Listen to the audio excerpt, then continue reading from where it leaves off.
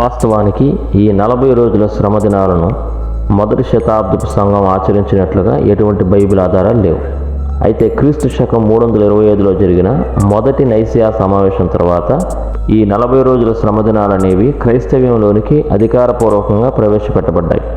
మొదట్లో బాప్తిస్మం తీసుకోవాలనుకునేవారు బాప్తిస్మం కొరకు సిద్ధపడటానికి, అలాగే బాప్తిస్మం పొంది ప్రభురాత్రి భోజనంలో పాల్గొనకుండా వెలివేయబడిన వారు తమ పాపముల విషయమై పశ్చాత్తాపపడి తిరిగి పునరుద్ధరించబడటానికి మాత్రమే ఈ 40 రోజుల లెంటు ఉపవాసమును పాటించేవారు. అలాగే వారు తమ పాపముల విషయమైన పశ్చాత్తాపానికి గుర్తుగా గోనె పట్ట కట్టుకుని తమపై బూడిద చల్లుకునేవారు.